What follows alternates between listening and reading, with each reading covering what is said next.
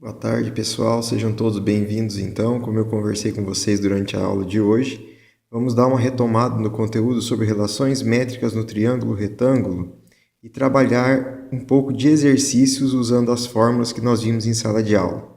Para quem, então, não participou das aulas ainda, esse é um vídeo de apoio, né, que vai estar auxiliando aí na compreensão do conteúdo. Então seja bem-vinda, Luciana, que não assistiu nenhuma aula ainda, a Gabi também, que não teve a oportunidade de assistir nenhuma aula sobre as relações métricas. Vamos prestar bastante atenção nas explicações.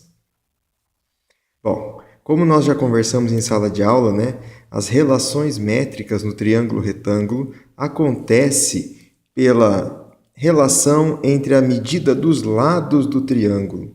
Então, como nós estamos vendo aqui, nós temos aqui um triângulo e esse triângulo ele possui três medidas de lado. As relações métricas é a relação entre as medidas no triângulo retângulo. Lembrando que o triângulo retângulo é um triângulo que possui um ângulo de 90 graus. Então, aqui nós podemos identificar o ângulo de 90 graus do triângulo e aqui também nós temos o ângulo de 90 graus do triângulo, certo? Então, este ângulo de 90 graus, ele representa para mim um triângulo retângulo na sua classificação quanto à medida dos ângulos. Lembrando disso, nós vamos então para os elementos do triângulo retângulo. Então, nos elementos do triângulo retângulo, nós vamos ter a hipotenusa. A hipotenusa nada mais é do que o lado que se encontra oposto ao ângulo de 90 graus. Nós temos os catetos representados pelas letras minúsculas B e C, as projeções representadas pelas letras M e N. Temos também, que lembrar que a projeção M sempre será do lado do cateto B e a projeção N sempre será do lado do cateto C. Também temos a altura. A altura, representada pela letra H, é o segmento de reta que parte do ângulo de 90 graus até a hipotenusa. Então, agora, observando aqui neste triângulo retângulo, vamos colocar os elementos todos em suas devidas posições.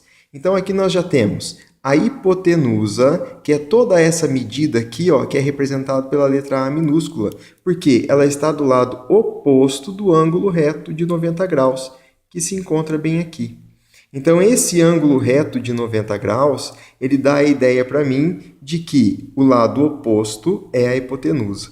Os catetos são os lados que formam o ângulo de 90 graus.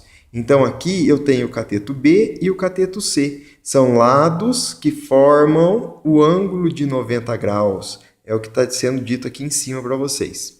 Depois, as projeções são sombras, são como sombras feitas pelos seus catetos. Então, nós chamamos que a projeção de B é M. Então, o M é esse pedacinho aqui do segmento de reta que faz parte do B aqui, ó, como se fosse uma sombra.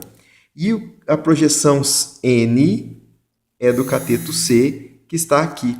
Então, se o cateto C está aqui, a projeção é como se fosse uma sombra posta aqui para vocês neste final.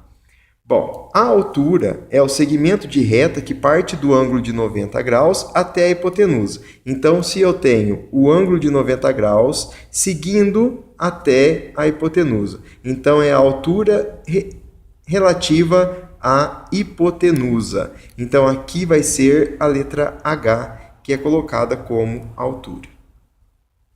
Para isso, nós trabalhamos com a ideia de ter fórmulas. Essas fórmulas, elas são criadas através de sobreposições.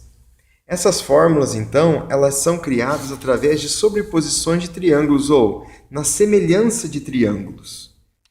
E aqui tem as fórmulas para vocês. Para resolver os exercícios propostos aí, tanto da apostila quanto essas que nós vamos fazer aqui, nós temos o seguinte: fórmulas que é a hipotenusa é igual à soma de suas projeções, MN. A hipotenusa multiplicado pela altura é igual à multiplicação, ou seja, o produto de seus catetos. A altura ao quadrado é igual ao produto de suas projeções. E também nós temos que o cateto elevado ao quadrado é igual à hipotenusa multiplicado pela sua projeção. Então percebam bem que se eu tenho o B aqui, a minha projeção tem que ser